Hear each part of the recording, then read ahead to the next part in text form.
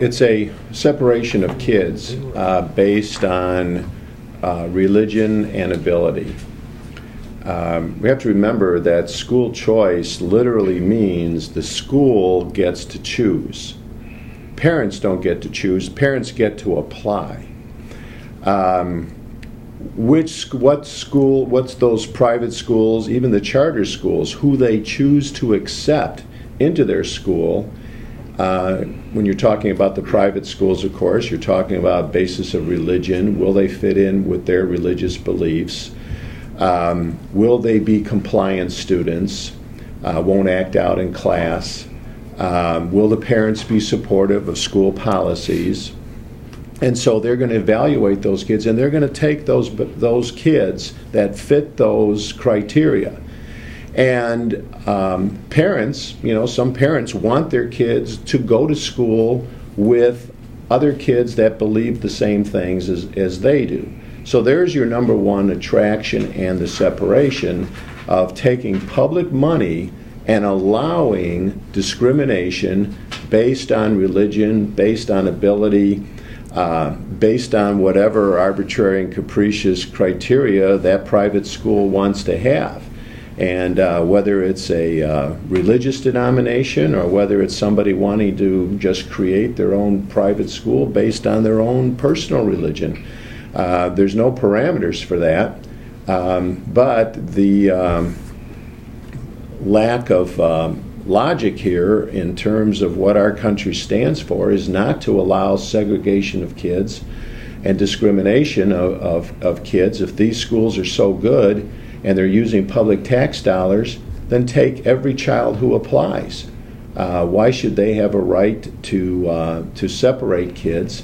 And why would this country want to go in the direction of segregating kids and creating basically an educational apartheid of schools to say that here's where our kids are going to go because we only want them to associate with certain other kind of kids that meet our approval.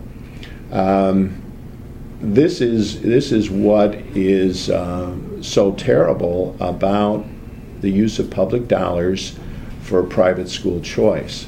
And this country is, and their philosophy is, when you look at the predominant philosophy, is we're going to encourage people who can make it on their own to go someplace where they're happy, but anybody who can't make it on their own, we're just going to continue to encourage people to choose someplace else.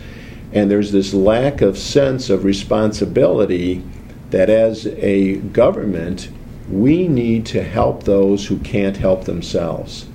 I think that's something that this country was founded on and that this country needs to continue to work towards, because there are kids who can't make it on their own.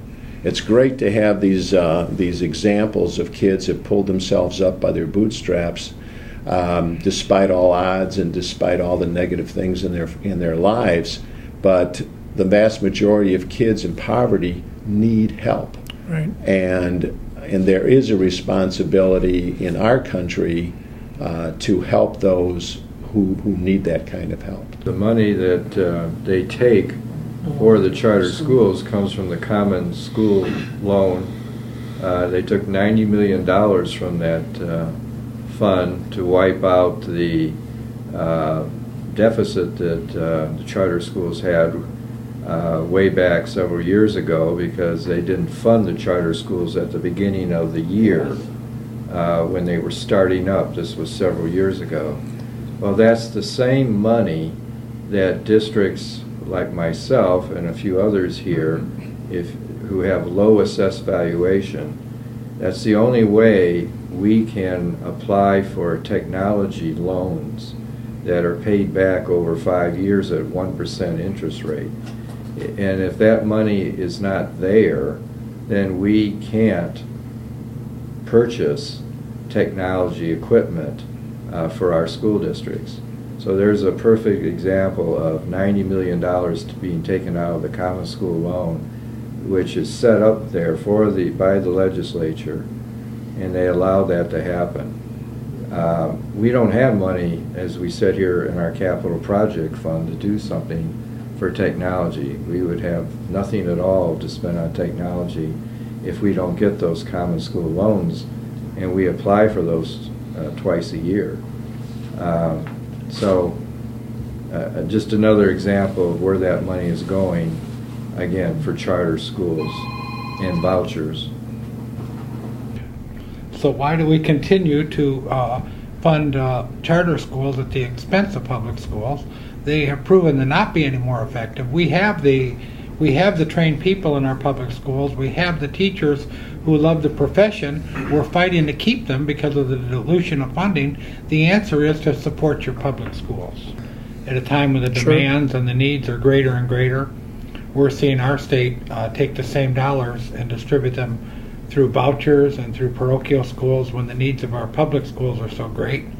And they haven't increased funding. They've just watered down and diluted the funding that they've provided, and it's impacted everyone sitting at this table. Absolutely. Significantly, and more importantly, it's significantly impacted the students that we're trying to help.